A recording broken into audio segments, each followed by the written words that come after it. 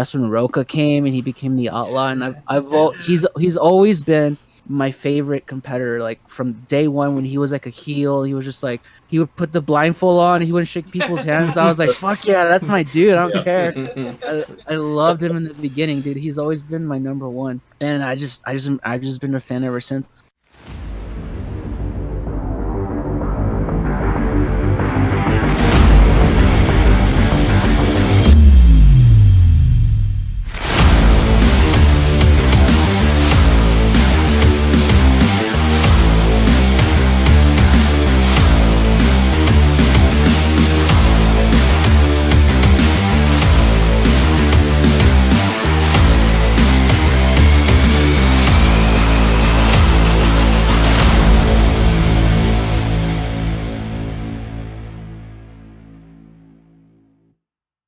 Hello, welcome to After Live, the unofficial Collider Live after show podcast. We have an exclusive interview for you, and I am Mike. Along with me are my co-hosts. We've got Sean. Hey guys. We've got Wade. Hey, how you guys doing? Good. Hey guys, who do we have tonight? I don't know, but one of them was yelling at me a minute ago because I didn't get them any fucking water. Really? I wonder who it could be. It was in my demands for the show. What the hell? I'm still waiting for it, by the way. By the way, too, I asked for Ritz crackers, not saltines, too. What kind of show is this? If you haven't guessed already, we have the duo here, the mad musicians here, Thrawn and David B. Welcome, guys, to the show. Hey, how's it going? You know, Mike, I liked that. The mad musicians. That was pretty good. Yeah, they are. They're really mad, and they're just so good. They are so good. Especially David right now. I'm so mad. I didn't get my Ritz crackers. There's no Aquafina or Fiji water. Regarding Henry, dude, let the Ritz crackers go. So yeah, if you guys don't know who these two are, especially in the fan group, the fan world of Collider Live, these guys are making fan music for Collider Live, and they're just having a blast with it. And we're gonna ask them some questions and get deep dive into what they are as musicians and their fandom with Collider. So without further ado, let's get into the jam and discuss all about it. So the first question, I'm just gonna start off just a basic borderline question, because musicians are interesting to talk about, because when they get into music, it's just, you gotta know, why did you guys get into music? Oh, music. It's a part of pretty much everybody's life, right? But I think for me, I wanted to get into music. The guitar, man, it just speaks to me. You hear it, and whether it's a super quiet, soft kind of thing, and you're just like, oh, I can feel that, or if it's like super brutal and loud and gnarly, and you're just like, oh, I want to command that kind of power. That's kind of how I felt about it. So that's why I do what I do. What about you, David? As for me, like Thrawn said, man, music's been a part of my life since I can remember. At least listening to like the Beatles and the Monkees and Temptations in the car with my dad. Listening to my uncles listen to the music from where they're from Mexico, rancheros and cumbia music and stuff like that. Music's just been a part of my life. And I distinctly remember getting interested in playing guitar. Like when I actually did take music very, very seriously, was like listening to bands like 3 Days Grace and Alien Ant Farm and POD and those guys. And then eventually I had a couple of good friends in high school introduce me to like Jimi Hendrix and Santana, Eric Clapton. And then from there, eventually, of course, the only logical place to go from there is fucking heavy metal, dude. And I started listening to Ozzy Osbourne and Randy Rhoads, Van Halen, Metallica. And it was really Metallica, listening to the album Master of Puppets, that really made me go, oh, I gotta learn how to do this and do this well. And ever since then, it's just been like an addiction for me, where it's like, all right, I learned this, what else can I learn that's heavier or more technically advanced or just sounds cool? and then eventually it went from learning other people's stuff to like, I wonder what I can do, and yeah, just the ball got rolling from there. Cool. Sorry, no, you got me thinking about Ozzy, and then you got me thinking about, I don't know. You just got me thinking. I love music too, and you just got me thinking about all the old bands, and then you mentioned Hendrix, and it just reminded me of when I first heard Hendrix, because I was probably in my early 20s when I first heard him, and which is a travesty, but that just got me in deep thought on that, man. Yeah, I mean, like, I don't know if this is news to anybody, but I'm Hispanic, right? Right. I'm half Mexican, half Salvadorian, all American is what I usually like to say. But yeah, dude, like I remember listening to Jimi Hendrix and being like, man, this is intense.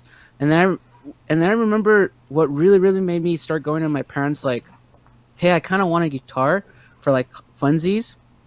Was Carlos Santana. Because he was Hispanic like me, and he had a way to play melodies on the guitar that I was like, that sounds cool, man. He makes the guitar sing. And initially that's like where I got the bug to learn guitar, but I always credit Metallica, especially like James Hetfield and Kirk Hammett's playing. James Hetfield, like just crazy rhythm picking, and then obviously like if you ever listen to an interview by Kirk Hammett, his idol #1 is Jimi Hendrix. So of course it's like, yeah, I gotta learn how to do this and do this well. So, Of course. Yeah. So I actually, obviously, you guys create these fan songs for Collider Live. When did you guys first like find out about Collider? What's your Collider experience been? All right. All right, cool. So I found Collider through Star Wars Explained. Alex Damon has this channel where he tells you every little thing you'd ever never want to know about Star Wars. And Very true. he mentioned that he was doing this the Schmodown. He was going to be on the Star Wars kind of version of that, and I had no idea what he was talking about. But I'm like, I don't think I know anybody who knows anything about Star Wars like this dude does, so he's probably gonna win or something. And so I wound up checking out Collider and finding the Schmodown stuff first, and then in searching through for that particular that event, I actually found like Jedi Council and Rule of Two, and so those were actually how I first got into Collider. Were those podcasts? I don't. Okay, fine. I haven't actually seen his full matches yet. I never wound up getting that far. Oh my god! I found the Rule of Two, and I found the Jedi Council, and then I just got distracted from there. Honestly, that's pretty much how I found out about Collider. And he's got a match coming up, right? Yeah, he's gonna be at that the celebration event. He's gonna be throwing down. I want to see him battle against who's the famous guy who was killing everybody at trivia. He did like Darth Maul's voice. Sam Witwer. Oh no, Sam Witwer. Sam Witwer. Yeah, Sam Witwer. Yeah. I want to see that match, but apparently Sam Witwer is just a little bit too busy. I hope he's busy doing Star Wars things. I know right now, I think he's doing press for Days Gone, which is that new video game. PlayStation game. Yeah. Anyways, but I'd really like to see him play Molly, because Molly's in that 5-way that's deciding who's going to play Alex. I think that would be an interesting. Oh, that's how I want it to go for sure. I want it to be those two against each other at the end. Like, I mean, that would be insane. She's got it cut out for her though. When they got Scrimshaw in there, and it's gonna. I think Ken actually. I think I heard today. He said he retired because of Alex Damon. Yeah, that last match was that 3-way between him, Alex, and Joseph. That was pretty. You should watch. You should. I'm a big fan of Schmodown, but even if you just watch the Star Wars stuff, you really should, because that it's a smaller league, but it still had such a insane story to it, and the league. Yeah. So, David, what about you? How did you get involved with Collider? Oh man, well, I think I started. Well, I was first and foremost, I was a Screen Junkies fan, Oh, and right on. and then I think from there, eventually you go down one of those like YouTube rabbit holes, and you just start finding like things similar to what you started watching. And I'm really into. I really love movies, and I love listening to people critique movies and opinions on movies. And I remember going down that rabbit hole, finding other like critics like Chris Stuckman and John Flickinger and Jeremy Johns and all these guys. And eventually I ran into the Schmoes, Christian and Mark Ellis, and I just started hearing them talk about movies. And they always seemed to me in the beginning like so contrarian to everybody else. Like Yeah. I could never figure out like what are their tastes like movies that everyone's like this is a masterpiece. They both go, it was okay. I wasn't into it, but I just kept coming back for like that differing opinion. And then I remember like Schmodown starting, and it was like originally it was like Mark Ellis and Christian back when Tiffany, I think her last name is Smith, right? Tiffany Yeah. Smith, Yeah, when Tiffany she was Yep. she was like a huge part of the Schmoes, and then before they joined Collider and stuff. And I always leaned towards in that time I leaned towards Screen Junkies a little bit more, and eventually some stuff happened, and I was just like, I'm not that crazy about it anymore. Mhm. And then when like the Schmodown really started picking up steam, and it was like that's when Roka came and he became the outlaw, and he's always been my favorite competitor. Like from day one when he was like a heel, he was just like he would put the blindfold on, he wouldn't shake people's hands. I was like, fuck yeah, that's my dude. I don't care. I loved him in the beginning, dude. He's always been my number one, and I've just been a fan ever since. Like I mostly follow Collider now for like those movie reviews and for Collider Live. I haven't been keeping up with the Schmodown as much, but I mean, whenever I have the time to, I'll pop in a must see match or some clips or whatever, or just hear them talk about movies and then talk about the Schmodown stuff. I Nice. think we got the like basic stuff out of the way. So Wade, what have you got? Well, actually, since we're on Schmodown, I do have a question about that for you guys. I think it was probably last week. Christian had said something about talking about the strikes and using copyright music and stuff for entrances, and trying to find some people to write original music. I was just wondering if you guys have considered writing some music and submitting it for Schmodown competitors. Oh, David dude, B. 100%, man. Like that's like all right, that's just the way I approach the music I write. Is like I'm approaching it as like an audition, like trying to show Collider and whoever's in charge, like, hey, you know, if this ever does take off, or if you ever need a favor, like I am a musician, I can compose, I can write, I can sort of mix and match. And if there's something I don't know how to do, I have people that I know that could probably do it better than me. So every time I sit down and write a song, I was telling Thrawn this too, I think the other day too, like I take forever writing these songs. Like once I start writing them, it's like an 8-10 hour session before I finish it, because it's like I'm such a perfectionist sometimes, to the point it's like I needed to sound the way I wanted to sound, I needed to come off the way I wanted to come off. And then of course I have that mentality like man, like I'm not vocally saying like, hey, hire me, but I am kind of saying like, hey, you know, if I want to throw my name in the hat, so to speak. So yeah, definitely, man. If the opportunity came up, especially if it's for John Roca, dude. Oh, you have no idea. So you just said 8 to 10 hour sessions. Like when you get down into composing music, like do you find yourself like hitting a stride almost? Yeah, definitely. Yeah. It takes me a while to find something that kind of inspires me. Like for what I'm doing, it's just like for funsies and like for goofs and gaffs. Like it does take me a while to find something to be like, hey, that kind of gives me an idea.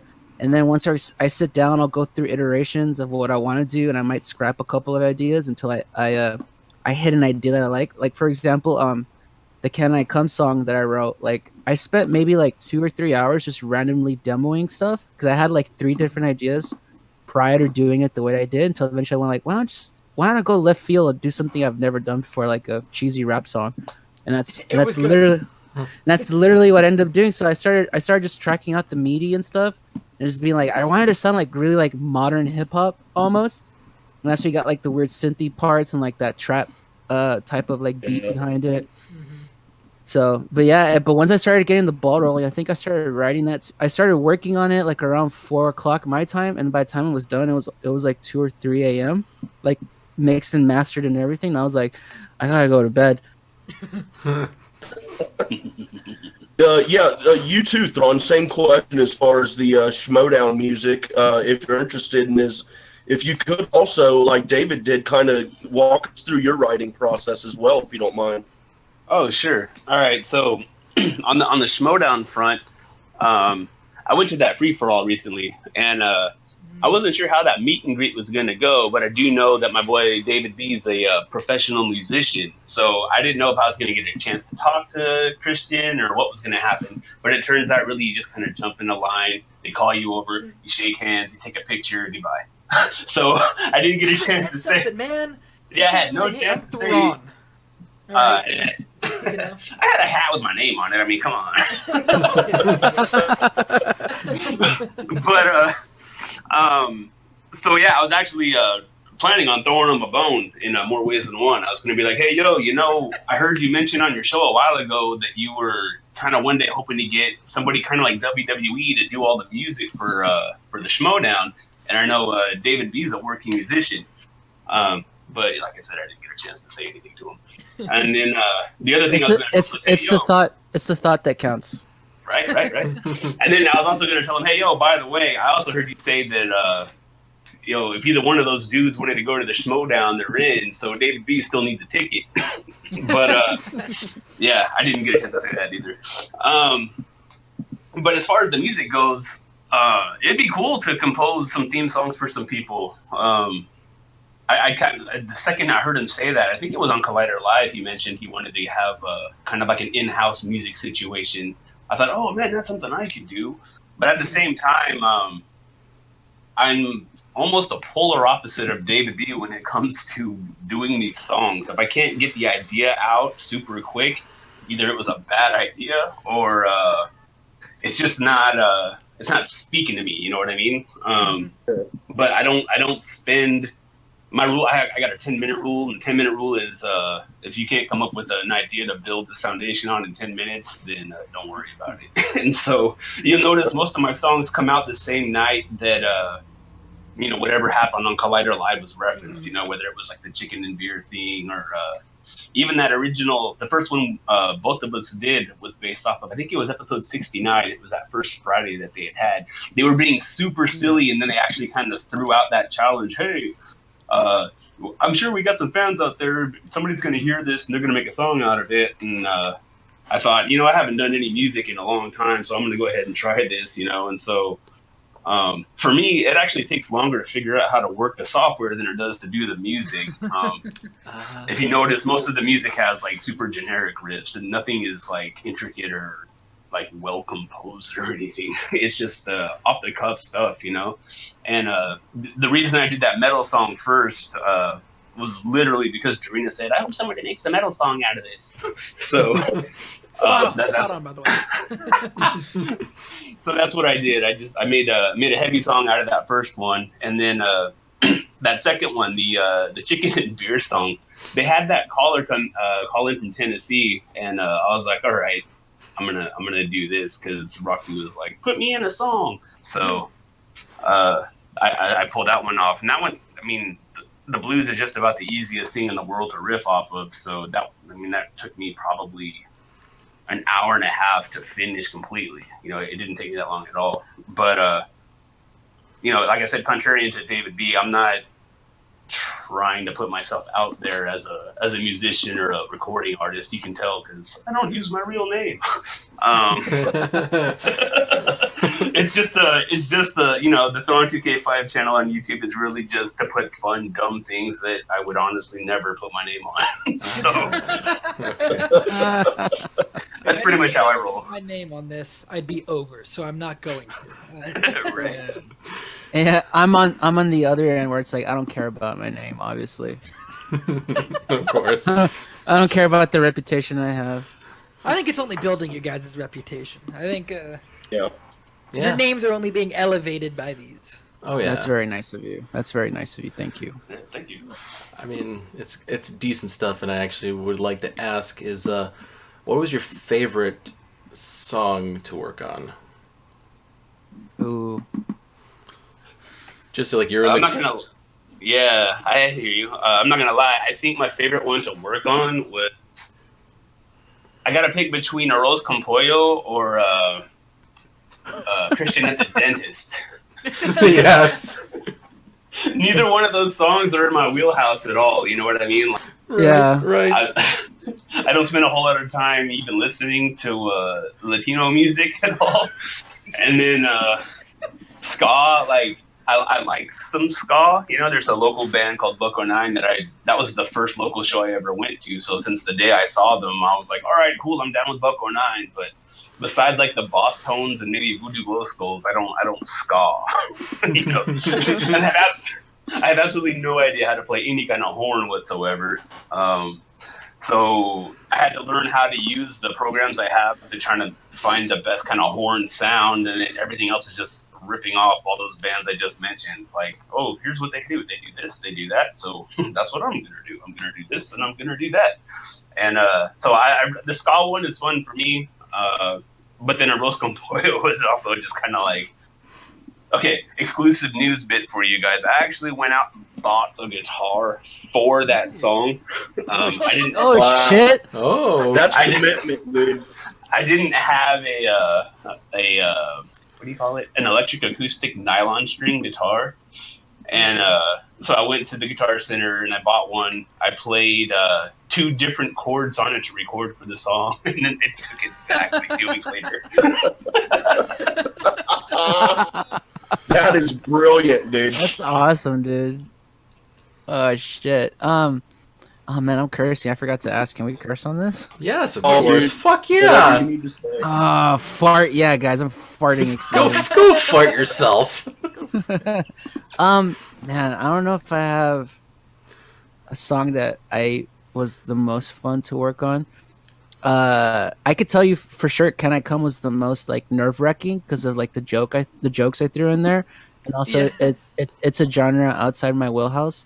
Like I was so nervous posting that song because I kind of like took a little dab at Harlov, right, in the Right. second verse. Right. But at the same time, I was like, how can I like take a little dab at him, but make it seem like bring it back to me? And I was like, oh, just be immediately apologetic about it. And So that made it even better, dude. It was great. thank you. Yeah. And I was so happy watching that because I was like, man, I hope this joke lands because I was legit really nervous posting that because I didn't know how it was gonna go down. But honestly, and this might sound weird or whatever, but I really enjoyed working on the song "Sick Shit," which no one listened to. Yeah, it's But- the lowest one besides the recent one viewed. Yeah, but the reason I love that tune so much is because number one, it wasn't really a jokey song. I kind of took it more seriously. Like I had like a message behind it, and I don't know. I wrote that bass line. And I was like, this just reminded me of, like those grunge punk like punk rock type of like vibe.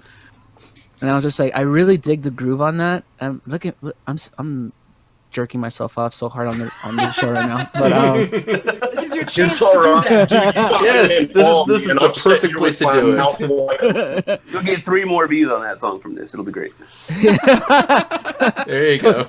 you know what? Totally worth it. That song's the best thing I've ever written on God's green earth. And John, don't overestimate how many people listen to this. no, but legitimately, I really love that song, and I really wanted to go for like that really like sick, like grunge, like really like fuck off type of attitude. And I don't know, that was really like the most fun I had recording something that was like quote unquote Collider related. And then honestly, but the second answer would honestly be collabing with Thrawn, getting him to work on the thing I put on my channel, and then getting to work on this thing he put on his channel was a lot of fun. Just going, like, honestly, no joke, going back and forth with Thrawn, him helping me find like clips to use and stuff like that, and me telling him like, hey man, can I throw this joke in there in your song? And he's like, go for it, I don't give a shit. And it's like, yes, just creative freedom. That was really fun, legit. That was really fun. Yeah, I guarantee that's a second place to my other 2. Yeah, definitely. Yeah, working with each other is second place, but I'm first place. So. My ego comes first. So you guys seem to have a pretty good rapport going. When did you guys actually get in touch? Like, when did the bromance start? Oh. Was it like 2 hours ago? Be honest. Wait, who is this guy I'm talking to today? This is the real Thrawn, right? Like cutthroat, Imperial Order. Has he given you like 3 fake phone numbers before tonight? Do you just keep trying to get in touch with him? Dude, I'm legit. I'm a huge fan of Thrawn. When everyone came out with the Clickbait song, like I voted for his. I voted for number 3. I was like, because I'm a metal fan, and I was just like, it was 4. Was it 4? Oh wait, you're right. The first one was Alex. The third one was what was that dude's name? Anyways, I'm sorry, guy, but yeah. No, I meant 4. I'm serious. Like I voted for Thrawn's. No joke, because I heard the metal riff, and then the fucking joke where he throws a clip in there of like Makuga ranting about like Makuga's never played guitar because no one plays guitar like that, and he throws in that little solo, and then the slapping the bass joke. I was like, this guy's fucking genius. I gotta vote for him. Fuck my song. and then just the fact too, man. Like I hype up Thrawn so much, and it isn't a joke. I'm legit a fan. Like the legend of him is like so legendary. Like how he like went about like going into the free for all, and no one knew he was there until after the fact. Him going on his Twitter and be like, Christian didn't know, but he just shook my hand, and everyone's like, what the fuck? Like them actually talking about it on the show. I'm just like, bro, that is so legendary, dude. Darina being like, you pointed at me, but you didn't shake my hand, and like Brent being like, I think I saw him in the. I was like, bro, Exactly. you're so like legit, dude. I really hope you don't think like I'm fucking with you. I think that's like the greatest fucking thing ever, dude. It's so punk rock, so legendary. Like, yeah, I know everyone wants to meet me, but fuck that. I like that. I love it, dude. I was so gonna say cool, something, dude. and then I slammed the door in his face, and I was like, maybe I better say nothing. But even that, dude, that's like, that, oh man, it's just legendary. There's no other way to describe it. So like that's just the legend move right there. That's rock and roll, dude. What do you have to say about that, Thrawn? Was that your intent? Did you go in there knowing you were going to pull that punk rock move? Did it just happen? All right, so legit, I'm not the most super social of people. I have friends and I go hang out with them or whatever else, but I don't know anybody else who's into that whole like Schmodown or Collider. Like one of my best buds, he kind of actually doesn't like Collider. He's more on the I don't know. There's a bunch of nerds who like make fun of everything. I forgot who it is, but I think they've talked trash about Collider before. Anyway, okay, so I'm not giving the name on purpose to fuck them. But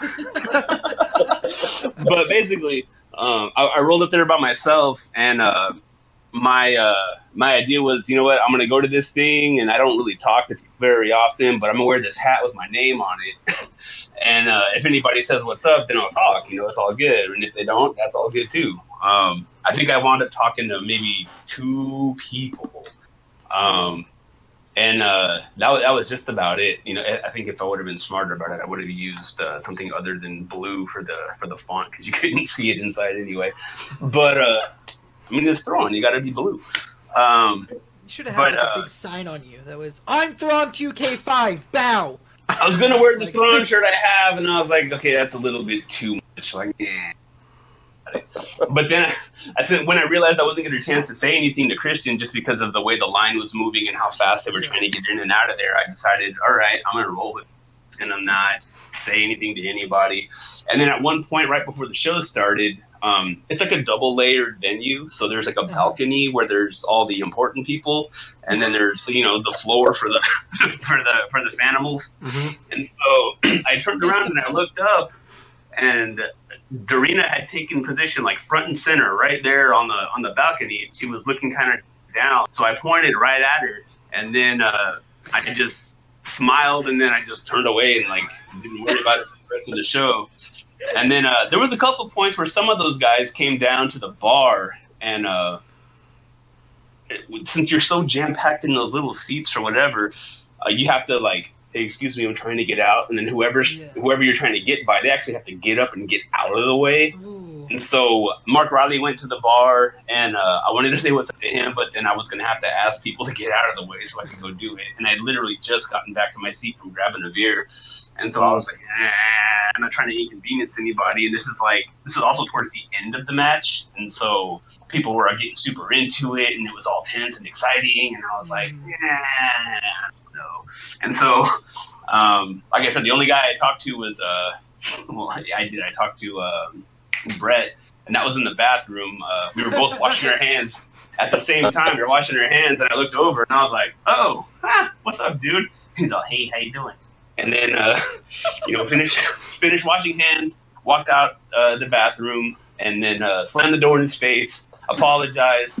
I was walking up the stairs, and Roxy was coming down the stairs at the exact same time, and I was like 5 milliseconds from saying, hey, and she said, hey, Brett, how you doing, man? You're doing a great job with the camera stuff, And I'm like, all right, they're about to have a moment, so later. And so I bounced. I went back to my seat, and I was like, you know what? I'll get another chance to do this, but I think this is kind of funny to be here and then not say anything about it.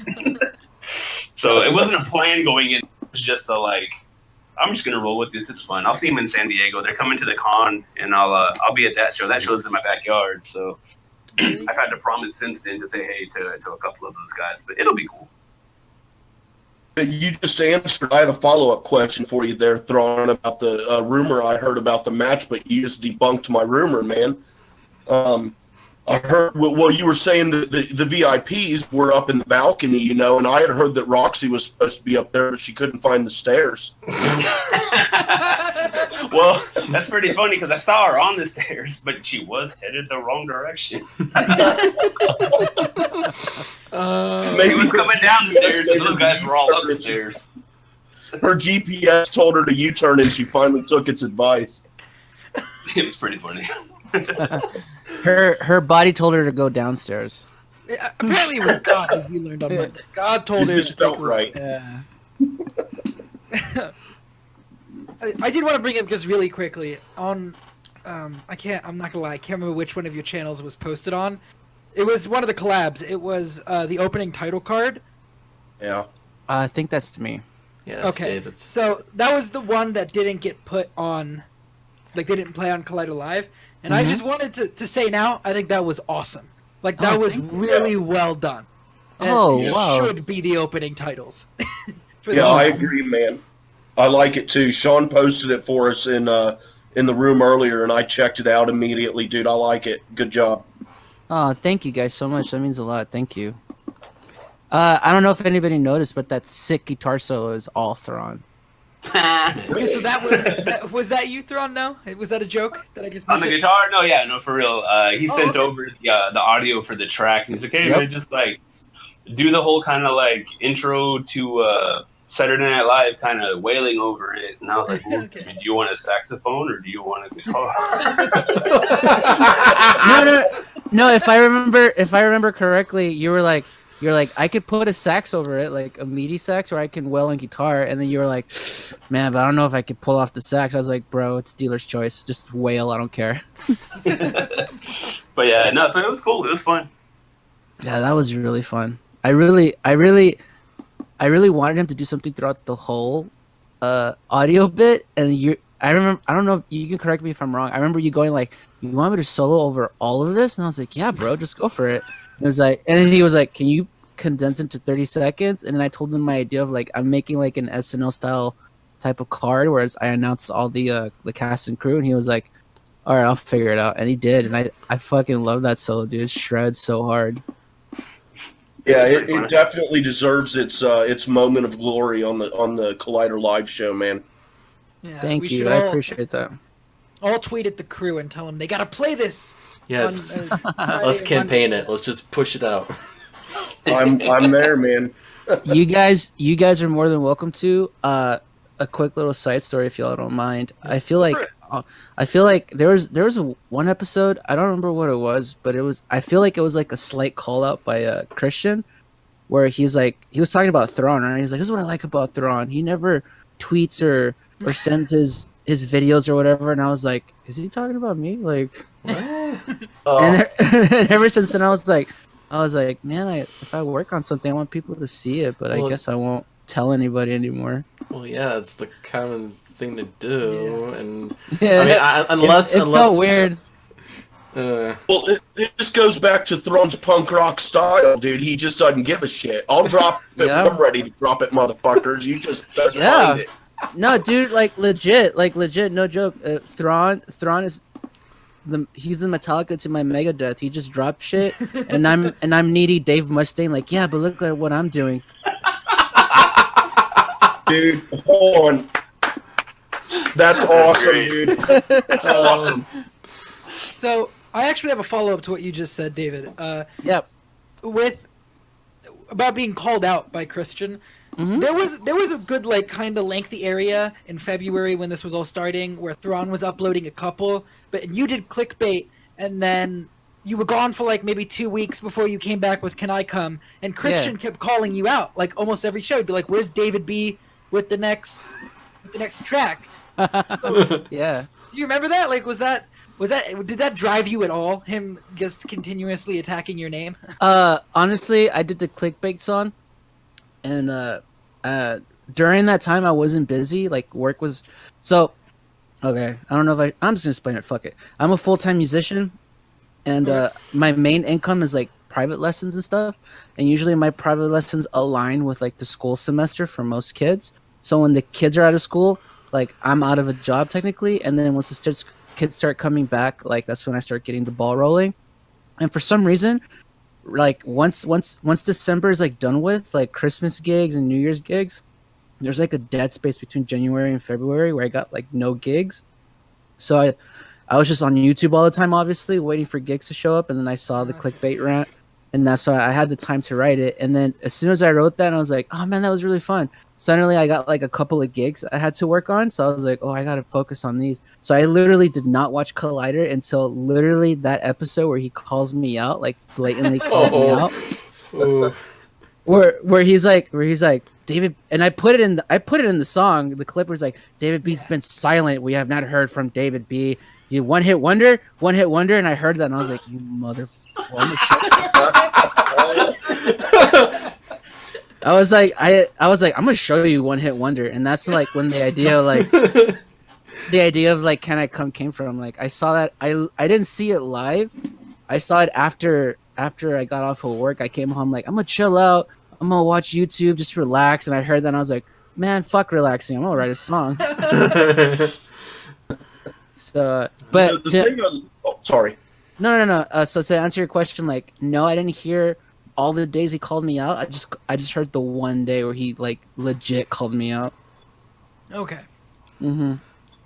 Yeah, go ahead. Ask your question. I was just gonna throw in there that one thing I like about both of you guys is that David, you do more original stuff, original lyrics and whatnot. And Thrawn, you do songs where you're using clips and stuff like that. And it's great because you guys can both do a song about the same thing, and they're completely different, and they're both just awesome. And I like that flavor, that different flavor that you guys both bring to the table.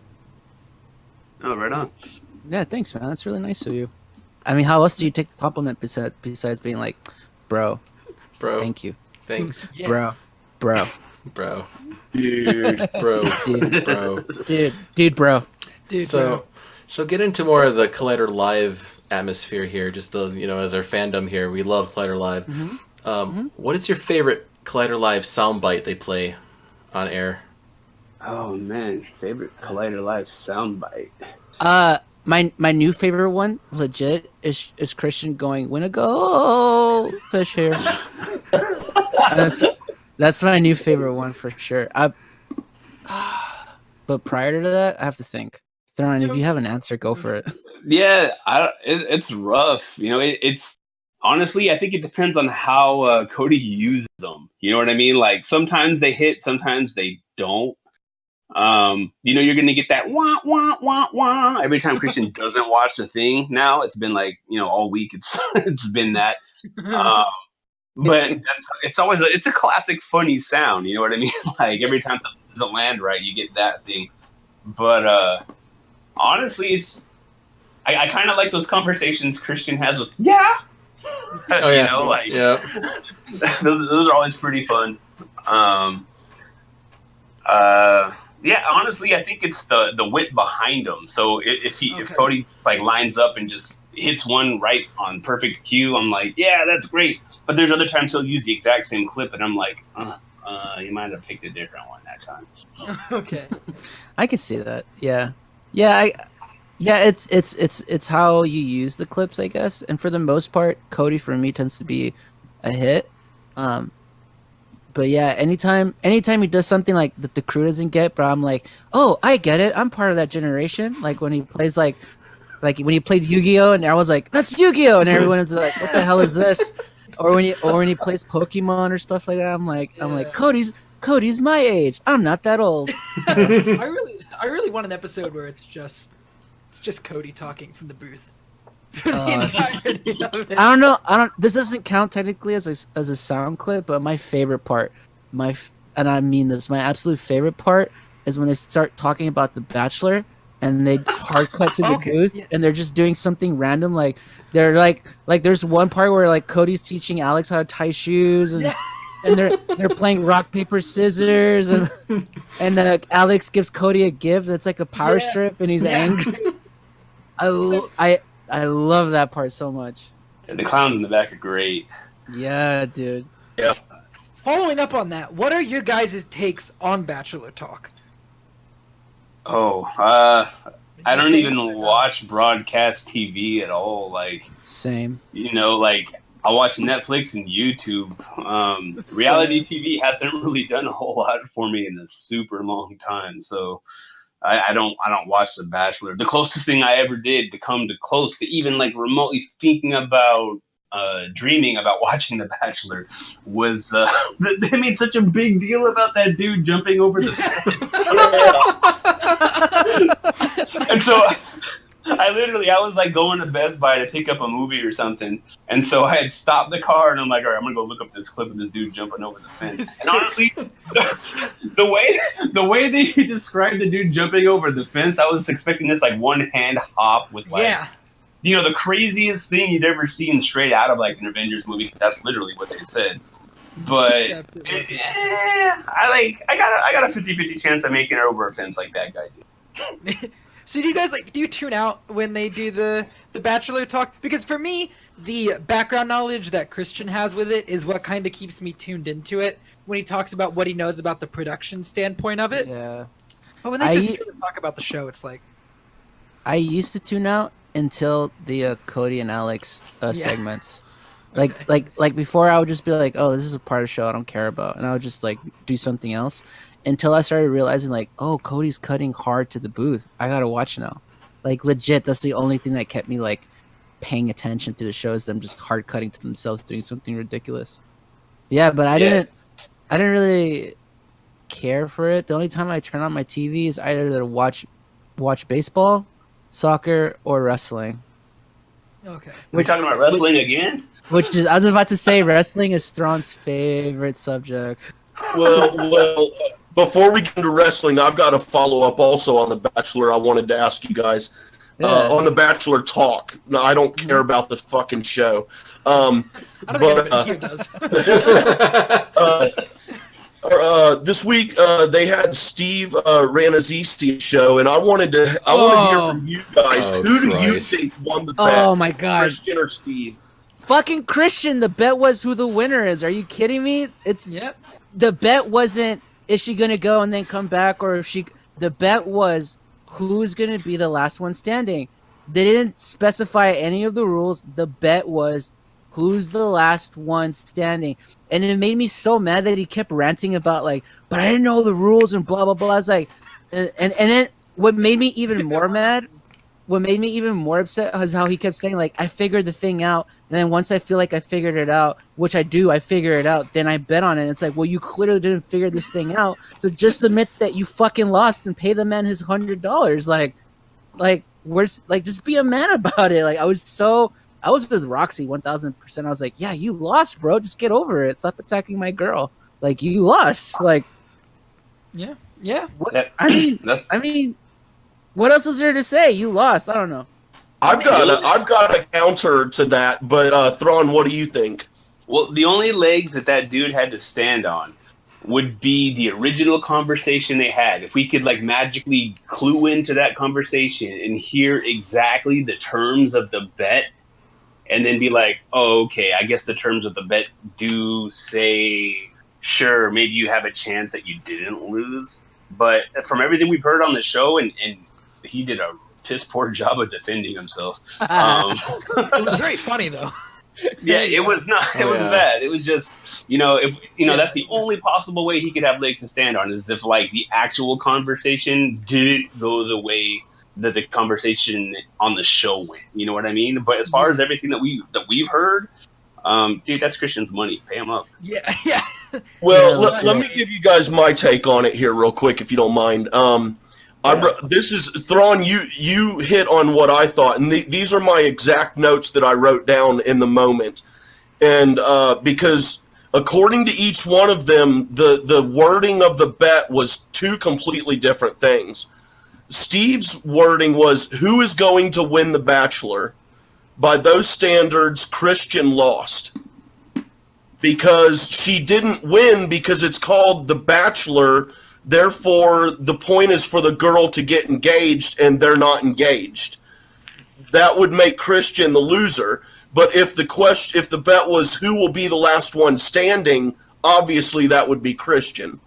So it goes back to what you said, Thrawn. It depends on the wording. But if it was indeed who's going to win The Bachelor, my stance would be the point is to get engaged, and that didn't happen. Therefore, Christian lost. But then that's the real ticket, though. Like, what was the actual wording? Yeah, and then that goes back to the argument of, like, what's the rules? Like, what are the general rules? What does it mean to win? What does it mean to lose? What does it mean to be eliminated? What does it mean to win The Bachelor, quote unquote?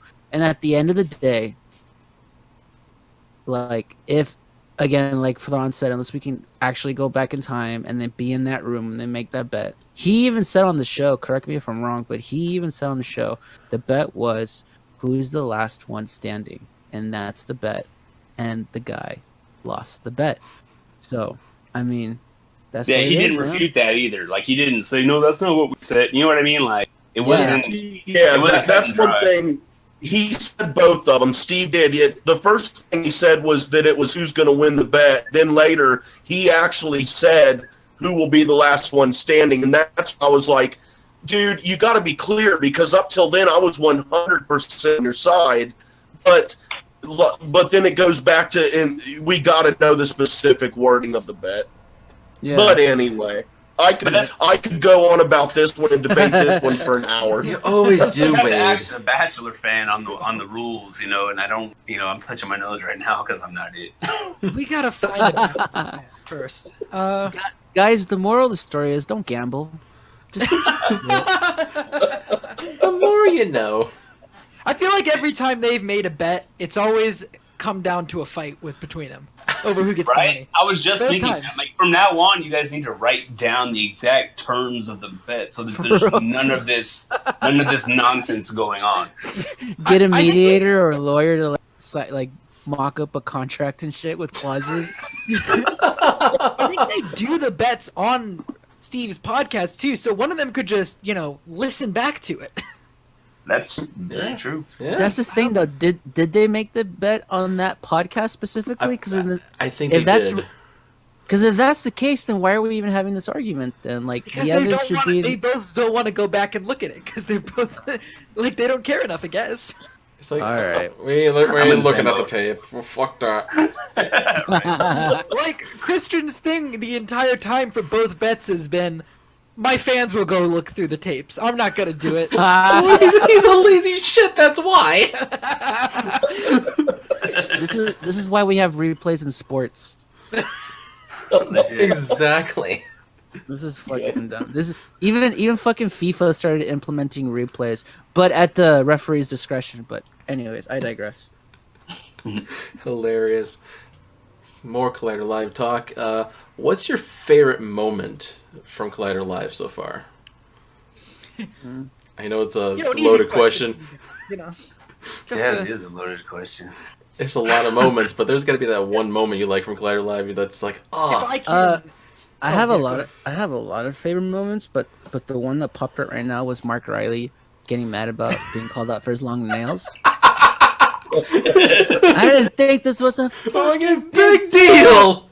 Imagine tomorrow's getting A fucking sequel.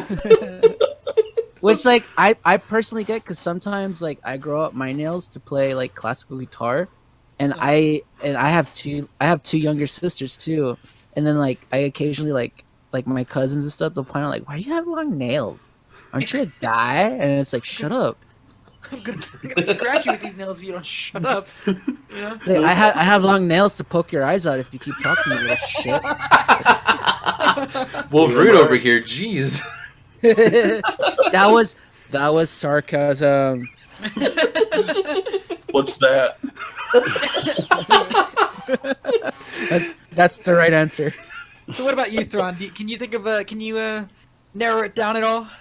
Oh man. To be quite honest, it's a dumb song. To a lot of those episodes, I'm kind of partial to. You know what I mean? They're the ones that kind of like, hey, you should do something about this. Right. I really did dig the conversation they were having one day, and the only day I've ever actually tried to call into the show, and it didn't pan out because you get that busy tone like it's crazy. They were talking about how it was kind of like the trolls on the internet, and a lot of people saying a lot of terrible things to people, and Roxy gave an example of some dude who is being totally abusive, and then like, hey, wish me happy birthday, like the next day or whatever. And I think they actually mentioned David B and myself on that show. They were just talking about. I think Brett was kind of focusing on like, well, we kind of gravitate towards the negative, and then the counterpoint was kind of like, well, if you look at Thrawn and David B, those guys, they get a lot more attention than all the, whatever else. I liked that talk. It was a heavy moment posted on the Facebook group about it that day. It was just, I liked that human that's super like, boiled down to its like, don't be a dick kind of, that's the kind of the point of the story. I do like that moment a lot, but it wasn't. I'm not gonna ever say that was an entertaining one. It was pretty heavy. Right. And then I do kind of like the whole Josh McCouga doing the whole. Why don't we strive to be better people? I wanted to leave in the show that day. Like, that was. Whew. That was a crazy one to listen to too, and like I don't particularly want to say it was entertaining. But I did learn a lot about the whole crew that day, like he walked out and the rest of the show was kind of like a recovery session, it was just like, man, what do we do? And the vibe, I want to say it was a short show that day, honestly. It was. It was about 35, 40 minutes short. And so here I am saying I don't like reality. Here I am gravitating towards drama. It's the closest thing to reality for us. All right. This is... You guys have to explain, or not explain to me, but tell me what episode that was, because I did not see that episode of Josh walking out. It's on the Facebook group. On sort of recently, somebody asked about it. I think it's 59. Honestly, with my elephant memory, I think it's episode 59. It's the one where they're talking. Yep, 59. You had it right on the right on it. Ghostbuster gets another sequel / reboot / what is it? Collider Live number 59. Okay. Damn. Yeah, and I mean, in that episode, man, you won't have to go into it far. It went off the rails in about 10 minutes. It was about that Gillette ad that came out. Yeah. Yes. That's right. Oh my god, dude! That was where the infamous "suck my pussy" from Brett came from. Yes. I think I fell in love with Brett that day. Oh, Brett. So Wow, I have to go back and watch that, but. To talk about the first point that Thrawn said, because I did watch that episode. I really liked that stuff too, where they get really real.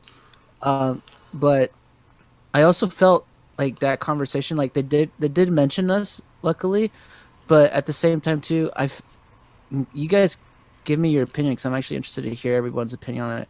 I feel like the reason we got called out is because we went a little above and beyond. Besides just nice compliments, you know what I mean? Like, oh, I love the show, and commenting on the chat or commenting in the Facebook.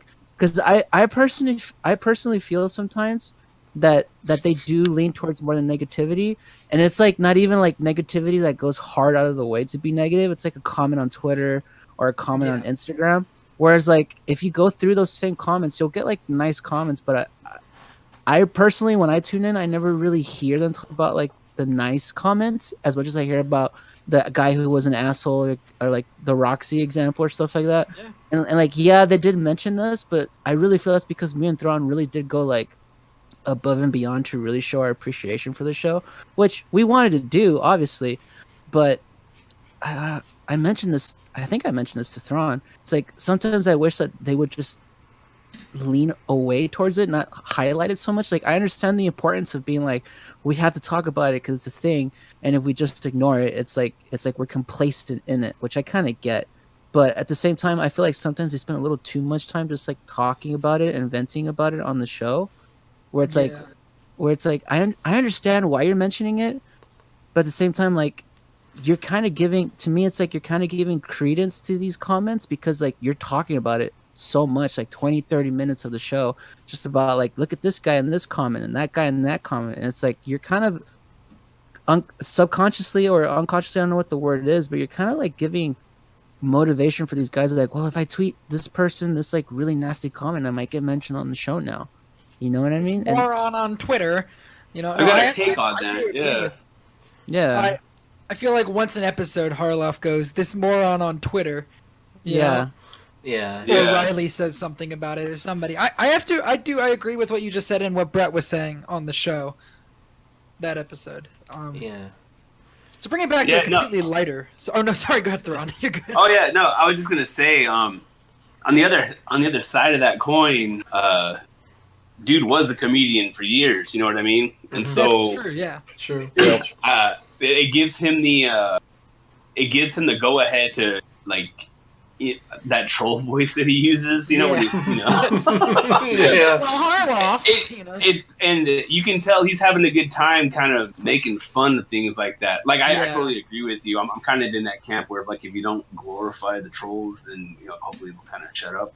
But at the same time, like if that didn't happen, we wouldn't have gotten that 69th episode with the clickbait songs and things like that. You know, it's pretty much based on things like that. So half of it you kind of take with a grain of comedy. It's just like, yeah, that's what he's listening to and that's what he sees, that's what he reads, and so he'll respond to it and it'll give him a chance to get a bit going. I mean, I'm not saying like completely not talk about it, but there's moments like where I feel like, oh, you guys are like highlighting this way too much now, like, you know what I mean? That's just, I know it's like personal opinion. I agree with Thrawn. It's like we wouldn't have gotten, like, we obviously wouldn't have gotten the inspiration to write the clickbait song and all this other stuff if it wasn't for the trolls. Obviously, like, literally, my song about clickbait is about trolls complaining about them being Disney or DC shills or whatever.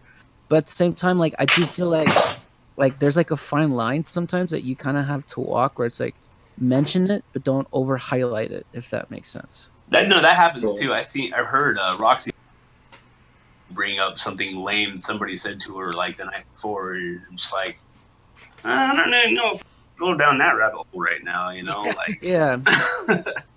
It is what it is. Yeah, I mean, and again, I'm not in any of those people's shoes. Like, I just wrote a couple of silly songs and stuff, and for the most part, I'm very thankful that I've had nothing but positive comments come out from writing these songs. So I obviously do not know the situation, and maybe if I was in that situation, I would feel differently, obviously. But I mean, I can only feel the way I feel, and I can only know what I know. So, if you'd like, we can fix that. Go for it. Can you guys go on my YouTube videos right now and just leave the nastiest of comments? Yeah, I'll do those like 10-minute email things to just keep making more and more YouTube accounts.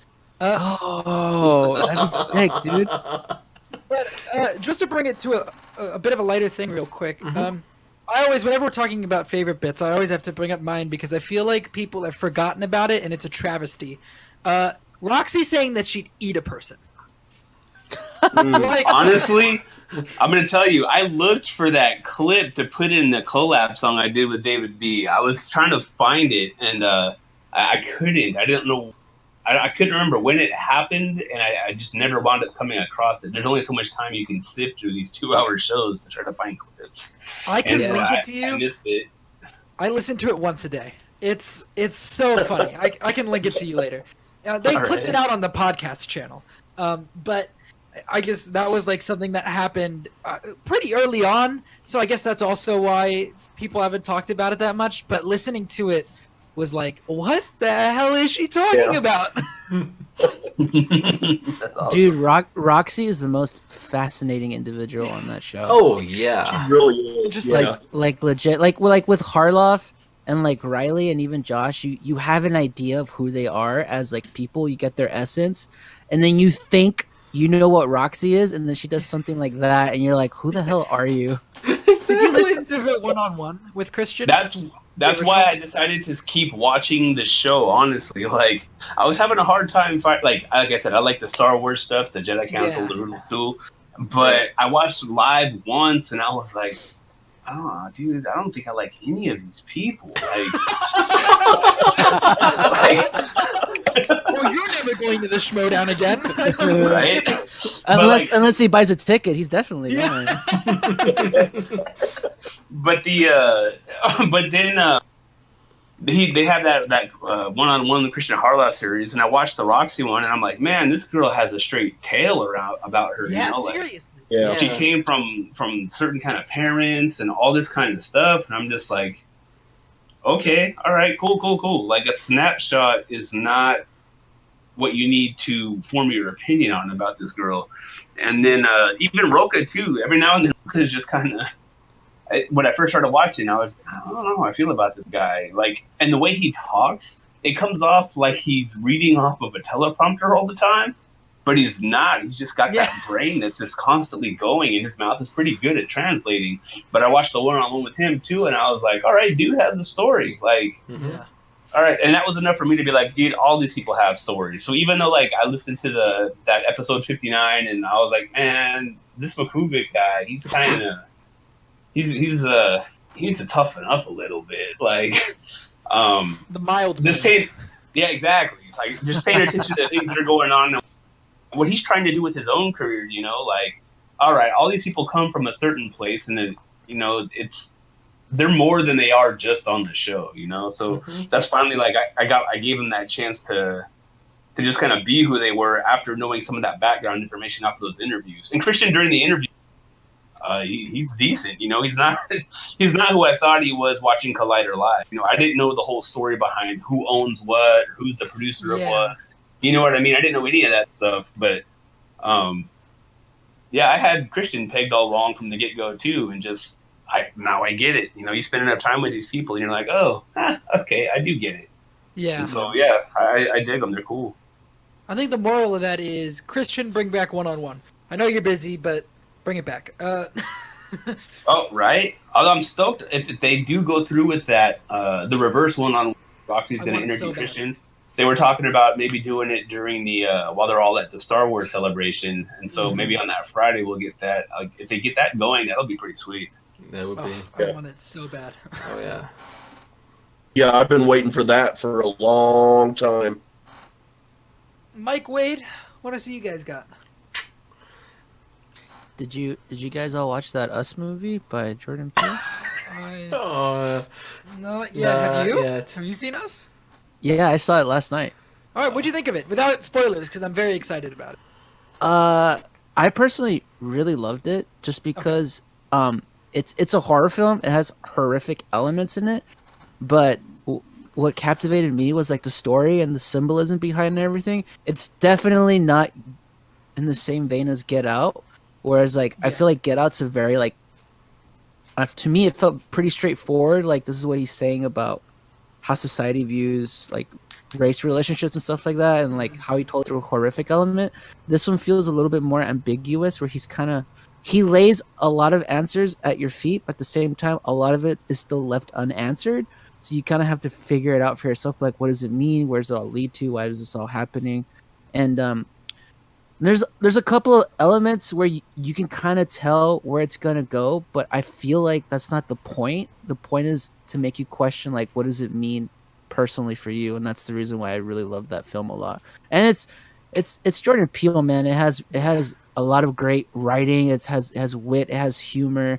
It has some really horrifying situations. Not even horrifying imagery like per se. Like it gets bloody at times, sure, but it's nothing ever like grotesque. If anything, like the horror you get is from the situation and like just how the family interacts with each other and how they interact with the situation. And I personally loved it. Do I love it more than Get Out? Probably not, but it's pretty damn close in my opinion. I definitely recommend go watching it for sure. Okay, so you know, obviously you said there's some horrific stuff in it. Did you see the first of the new It movies?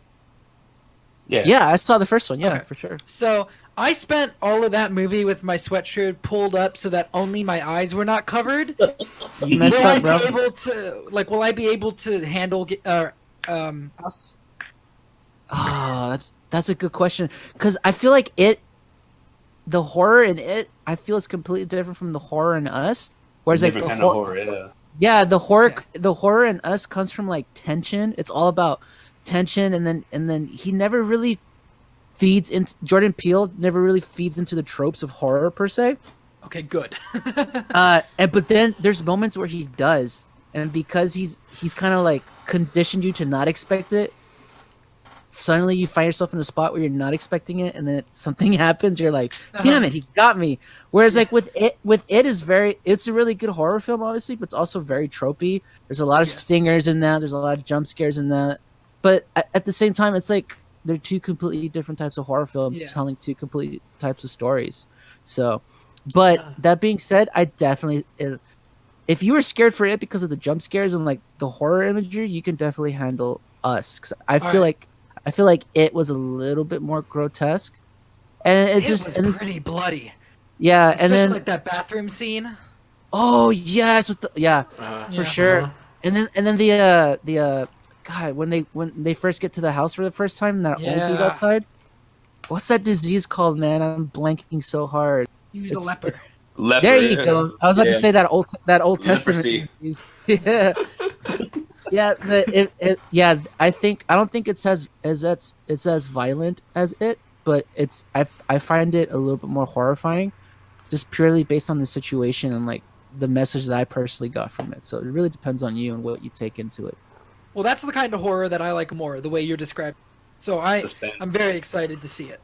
I totally recommend it, dude. I love that film so much. Okay. Again, I don't like it more than Get Out, but man, they're like, it's not to say that it's like a weak sophomore film for him. It's a strong film. It's just like for me personally, Get Out was a little bit stronger, just because that message is so original. You know, in my opinion. Since we're on the topic of movies, Yeah. well, unless you guys still had more to say about Us and all that. I mean, that's pretty much my review of it. Hold on. Yeah, Well, it's a movie with male lead. Seen that movie before?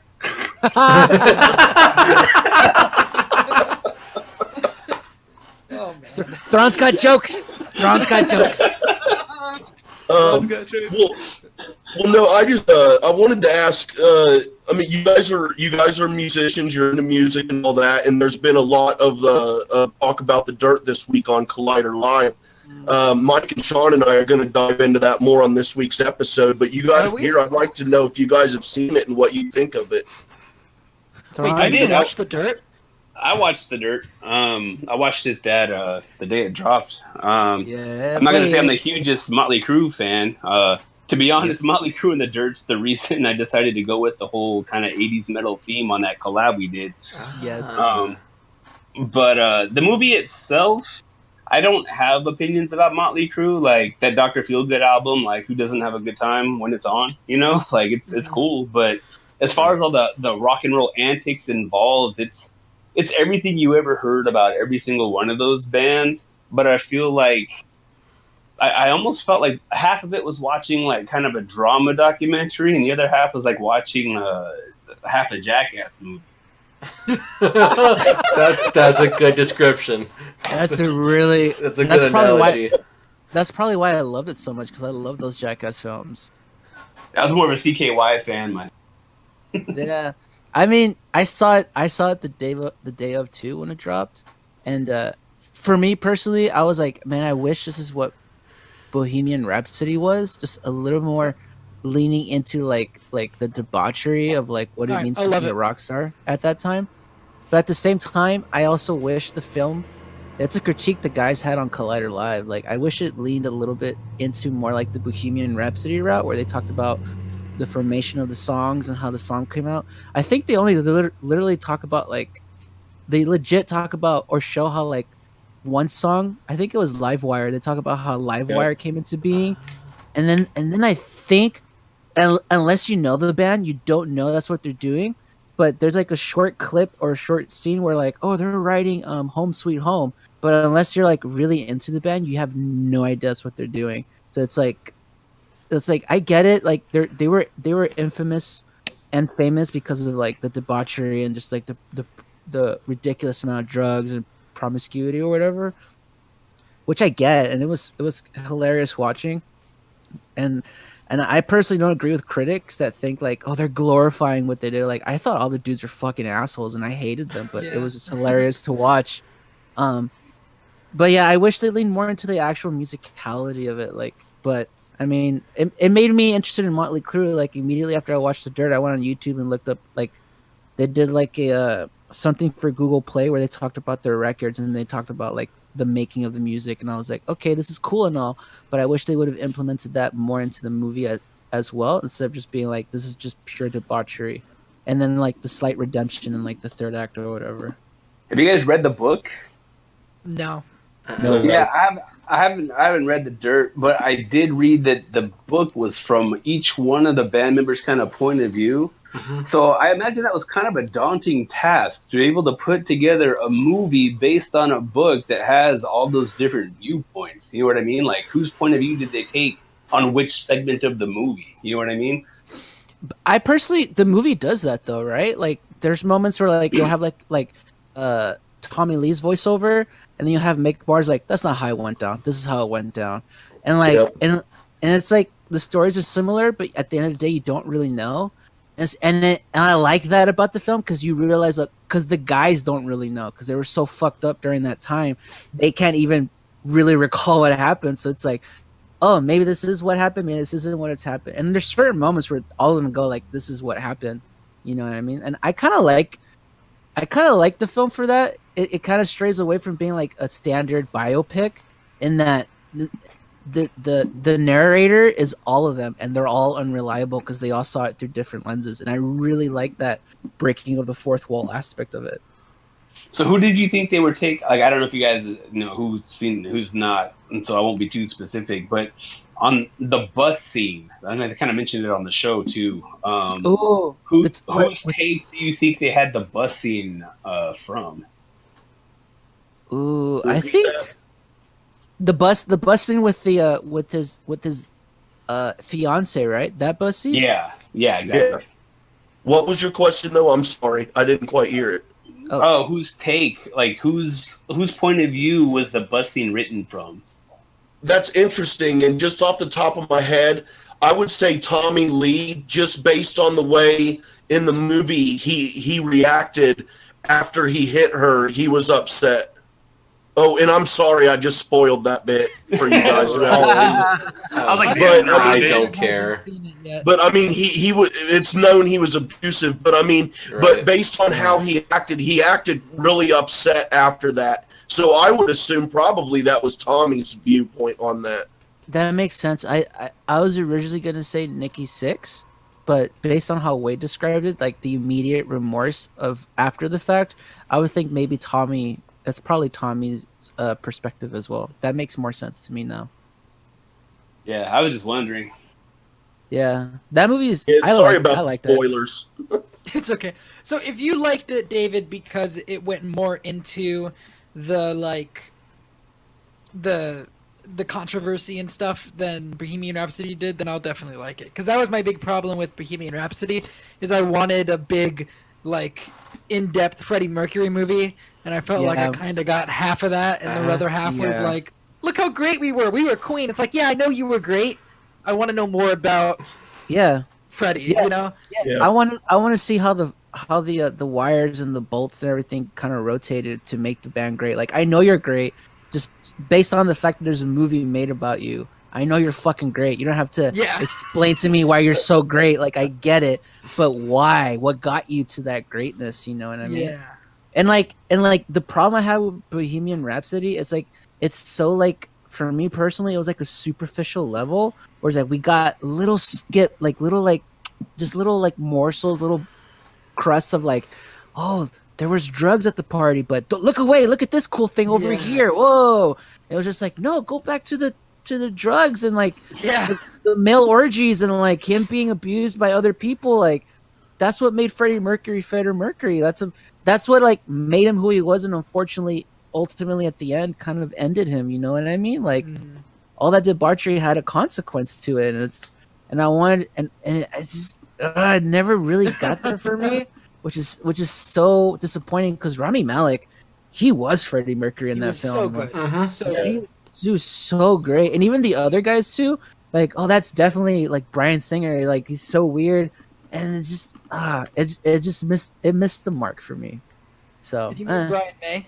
Brian May. Yes. Yeah, Brian May. I'm sorry, I don't know why I said Brian. It's like Bryan Singer. Oh, I don't know if we want to talk about him. Oh boy. No, if we talk about him, the only thing I could say is he's a piece of shit. And That motherfucker.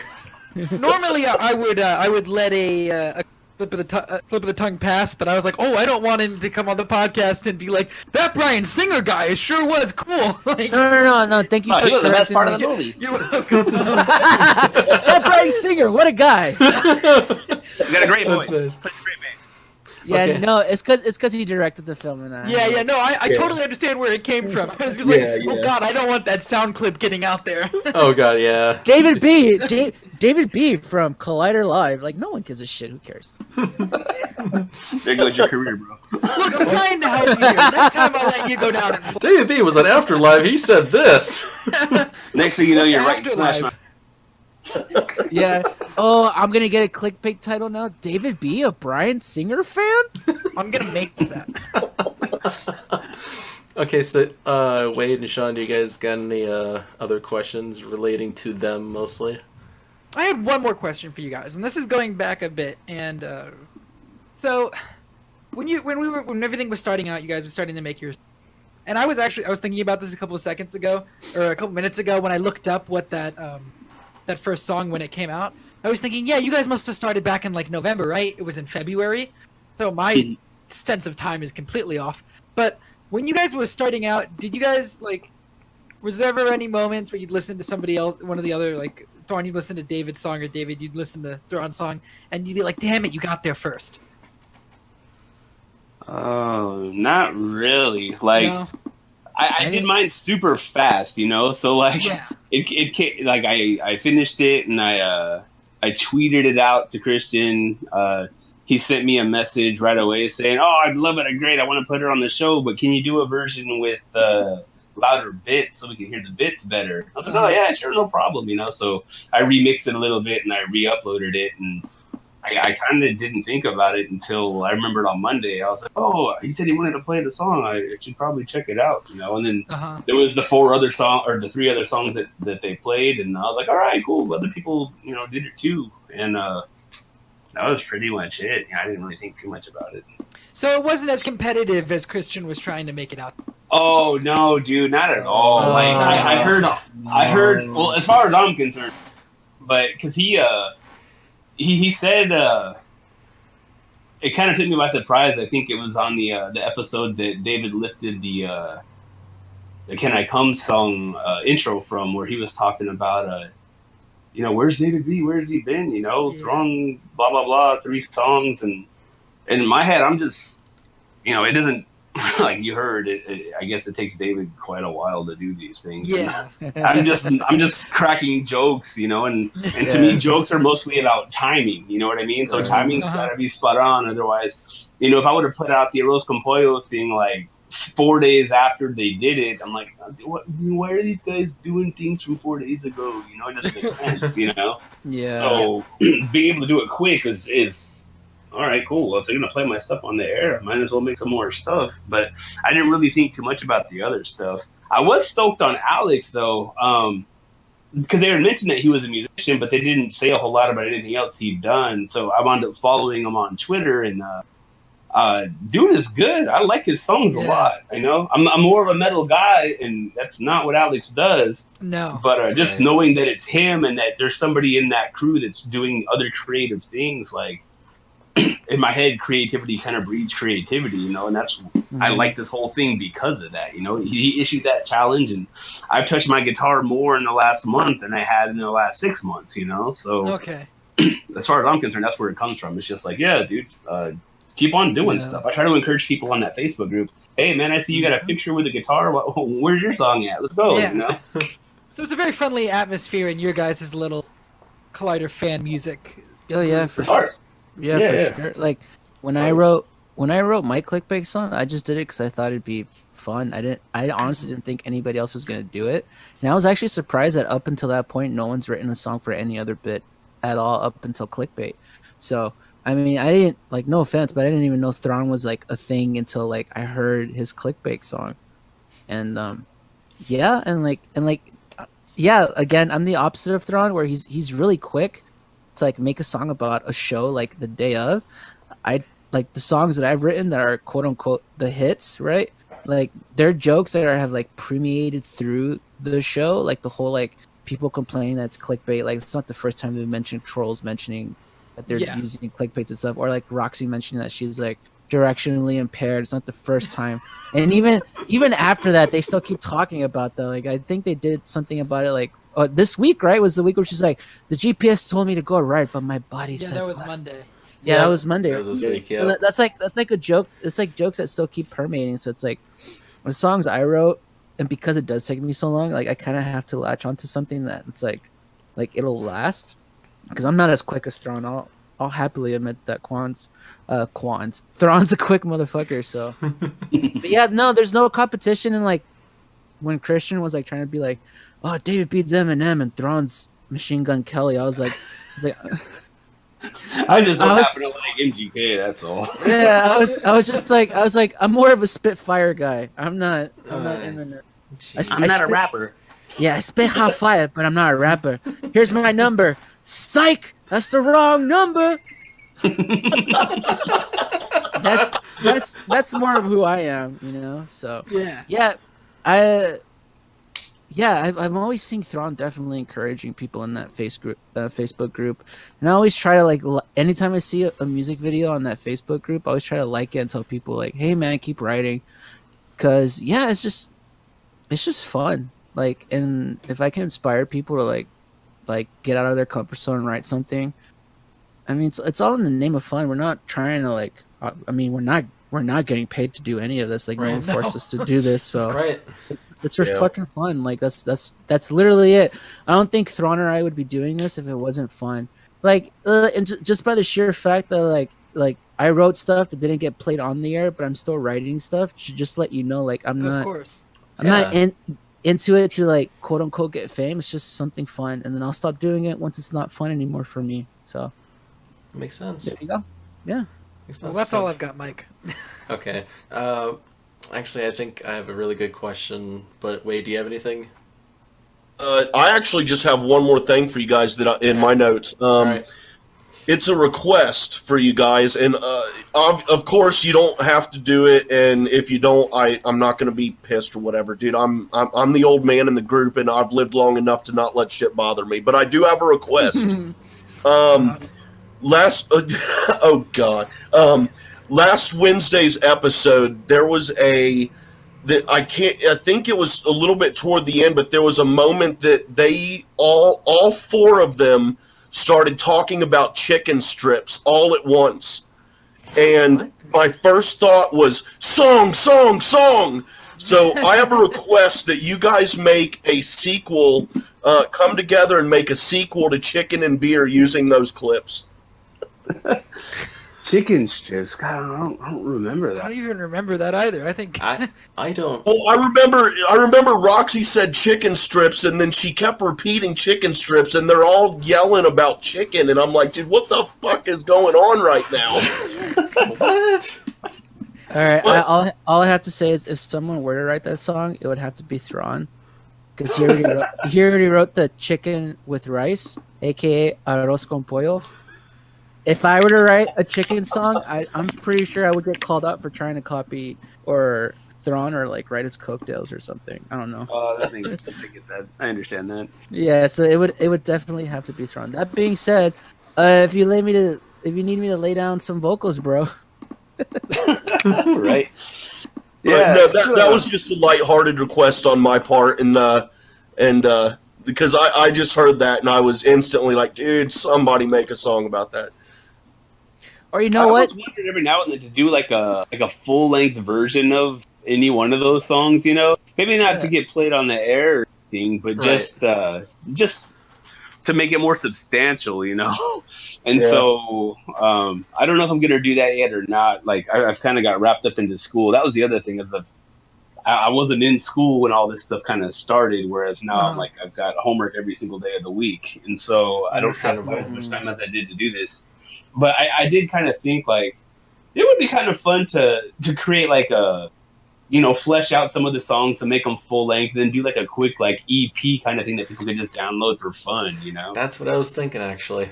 Just something for you guys, like maybe an EP or like an album of all the songs. I'd be so down to do that. That'd be so cool for the fans just Yeah. like to download it and just like listen to it. Yeah, I mean, I'm not a. If you guys can figure out how to rip it off YouTube, I don't care. Go for it. Yeah, I guarantee you. Like all of that. Yeah. Like I said, I don't even put my real. So it's not like I'm going to come after anybody. Yeah, for unless I think the one time I would come after somebody is if they posted it on their YouTube. They're like, "Look at this original song I made." Yeah. No, Right, of course. no, No. no, Brett, no. exactly. No.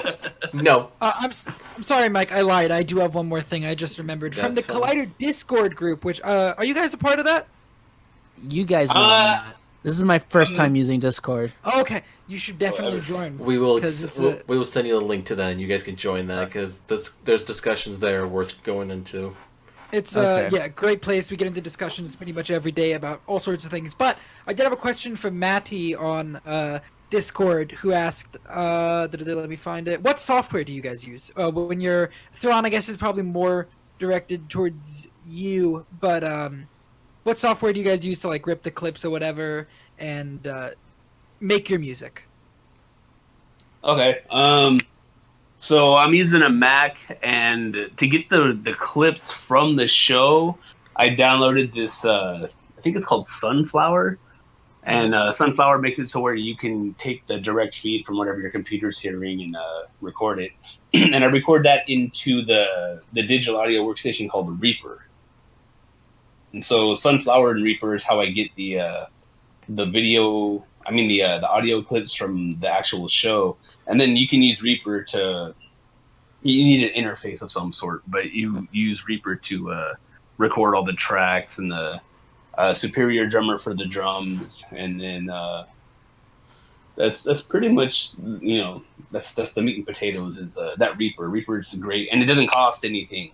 Like when you get tired of waiting for the 5-second load screen, you can pay like $60 and it goes away. But until you get tired of it, it's still free. Okay. What about you, David? All right, I'm gonna go super in depth into this. Y'all ready? Yes. I am running a MacBook Pro Ooh. 2018. Okay. Right, I can give you this. I can give you the specs. The 2.9 gigahertz Intel Core i7. I don't know if we need all that. hey, this is my moment. I'm sorry. Go for it. I'm sorry. Yeah. 16 gigabyte. I'm just kidding, but all right. Legit, a MacBook Pro. I have a Focusrite 2 i4, which I run into, and I run Logic Pro X. All the plugins and everything I've ever used is Logic Pro X. The microphone's an AKG, is a simple AKG. The guitars I use are PRS, either PRS Custom 22 SE or the PRS Torero. The bass I have is a Schecter Custom 22 as well. If I do any MIDI stuff, I usually use either my digital keyboard Casio or my MPK Mini for anybody who knows anything about that. And that's there you go. And that's pretty much it. A lot of the stuff I record live. The drums I tend to program on my own. The singing is me, obviously. Okay, yeah. Right.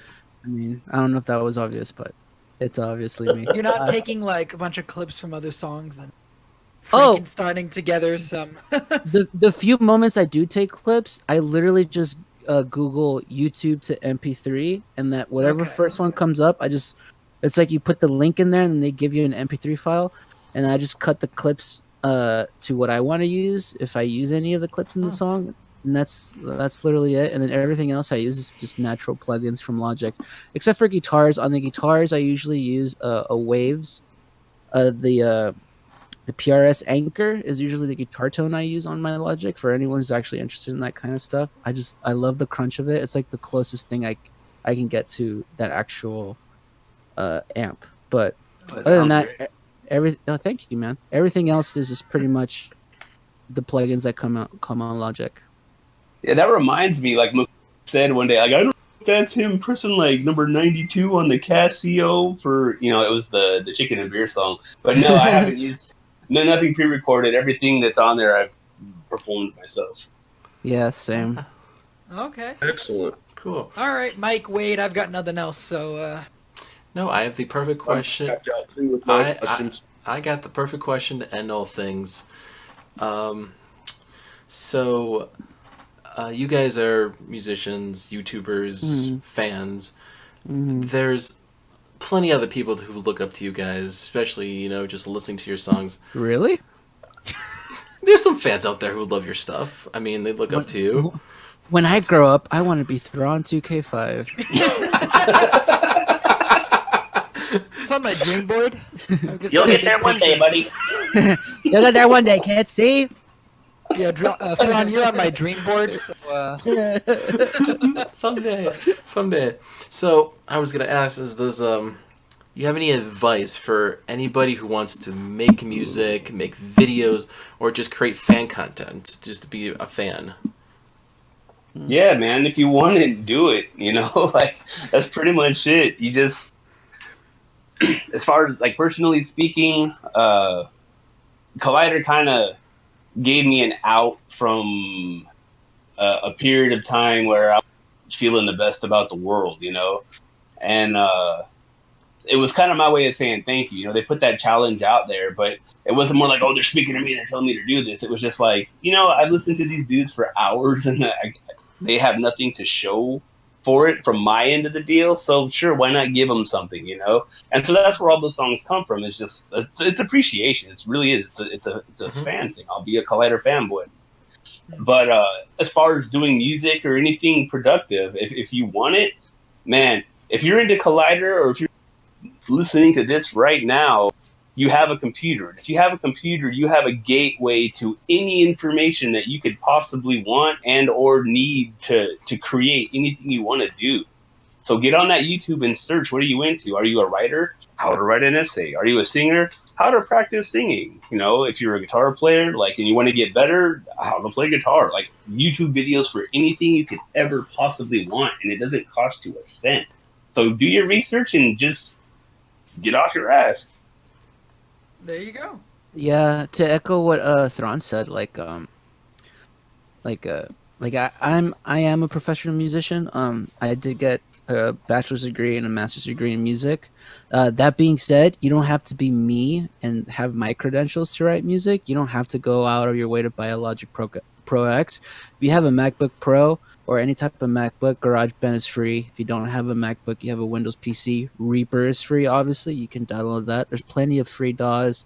You don't have to have the best guitars or whatever. You just have to be willing to do it. Take the time, be inspired. If music's not your calling, that's fine too. You can draw something. You can make a meme. You can make an animation. You can make a video. You can make a clip montage or something. Anything that you personally want to do, just go and do it. The reason I think me and Thrawn just wrote music is because no one's done it before, and then there was the challenge was put forth, and we both were like, we've done music, we could probably do something fun with this, and that was literally it. It was just about having fun, showing appreciation for the show, for that cast and crew. Like even though yeah, the guys in Collider Live get a lot of shit. Like ultimately at the end of the day, we're fans. We tune in as much as we can. We love the Schmodown. We love Collider Live.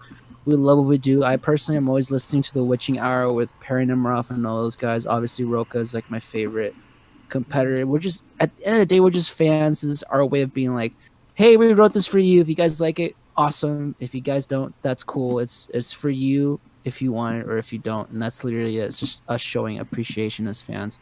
And you don't have to be us with the best equipment or even necessarily have the same level of talent. Like whatever inspires you, whatever you like personally, like go ahead and do it. Like no one's really written like a country song yet. No one's really written like a polka dance or some type of like jazzy tune or whatever.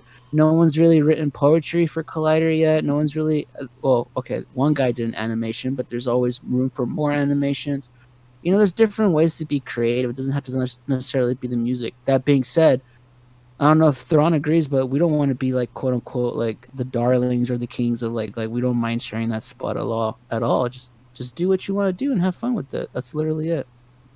No, I agree completely. So you think they'll appreciate my Collider fan fiction then? Oh, dude, definitely. For sure. Question: Is it a sexy fanfic? I mean, you'll have to read to find out. Fuck yeah! Let me just say there are some unexpected pairings. Wait! Just answer me this, because sometimes I like they pointed us fighting, but to me, Christian flirts a lot with Mark Riley. Is there like anything in there about that? I'm just gonna say, if you're interested, go to chapter 4.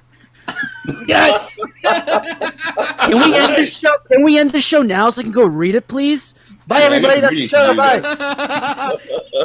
Well, Mike. Thanks. I'm just kidding. Sarcasm. What's that? Or is it? What is that? What's sarcasm? Oh shit! Yeah, I was gonna. All right, I'm gonna do a follow up here because I know you said you like Perry. You did. There's a recent movie talk. I don't know if you know this, but there's a recent movie talk she did. The Fly. And she caught the fly and she dropped her first F-bomb on the air.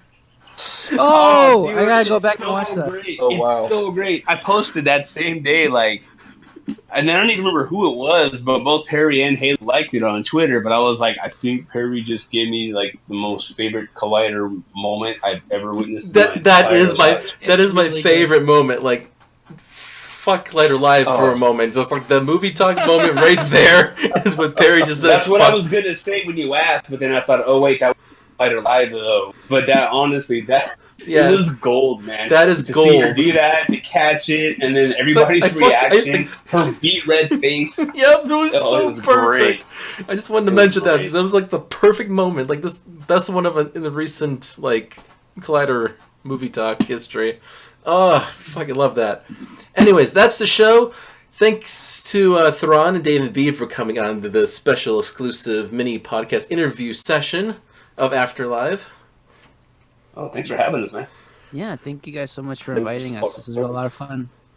I'll speak for the others real quick. Any other time you guys want to come on, it's been it's been great having you. After this, Mike might yell at me and be like, "I hated them. Why'd you say that?" But I personally would love to have you guys back on again whenever you guys feel like it. I was just gonna say, right on. if you guys want to guest on any future episodes of the podcast, the actual podcast, just hit me up and we'll make it happen because we love you guys. The actual Yeah, podcast? man. This isn't the podcast? What is the practice podcast? This is the interview. This is the interview. There's a difference. Like Oh. we do a full-on podcast talking about the whole week of Collider Live. Yeah, Oh, David, okay. why don't you listen to it? Find out. I was to say, we'll give you a link to the podcast, so you guys have to listen to it. I'm just asking because we have been talking about Collider Live. So... I know, yeah, but this is a little something. Yeah, this is a special interview, and we'll be recording I believe tomorrow night we'll be recording this week's episode, and then we'll drop that Saturday. Okay. But this is a nice little separate deal for the fans and for us. It's just been a treat, and we're definitely going to drop this on its own and have you guys play solo for this one. I got long you. enough. It can go on its own. Oh yeah. Okay. I thought this was part of like the actual podcast, but that's really nice of you guys to make it like a separate thing for us. Originally, what we were gonna do, just to pull the curtain behind real quick, was we were gonna record the short interview and then insert it into the actual podcast that we're gonna record tomorrow. But then we were like, let's just go for longer, release its own thing, and we got more time with you guys, which is a treat. Yeah. You think I'm a treat? Aw. I do. You're chapter 6. Yes! the sexiest chapter, because you know what comes after 6, right? 9? 8? Before we ended things off, Thrawn, David, where can people find you on social media? Oh, fuck. My social media is all over the place. All right. You can follow me on Twitter at solidruler21, but if you type in David B, hopefully that comes up too. Same thing on YouTube. If you type in David B, I've heard that I'm like the 3rd or 4th search option if you type in David B on YouTube. And then on Instagram, David B Music 1. I had to put the 1 at the end because apparently David B was taken, and so was David B Music. So there you go, David B Music 1 on Instagram. On Facebook, you can try adding me. I might not let you add me, but you're more than welcome to try. That's like one place I keep a little bit more private. Sorry. Yep. Right on. Makes sense. Well, cool. And I'm THRAWN2K5. That's the number 2, the letter K, the number 5. That's my Twitter. That's my YouTube. And then on that Facebook group for Collider Live, you'll find me at THRAWN2K5 spelled out because you can't use numbers in your last name on Facebook. Stupid ass YouTube. I mean, Facebook. Whoa! You know what? YouTube too, because they do. This is a separate topic, but the way they treat their creators, like their actual creators, is fucking ridiculous. But that's another issue. That's another story for another time. Yeah, exactly. Thanks for listening. Go follow them, and we'll see you guys on the next episode. Or don't follow us. It's up to you. We don't care.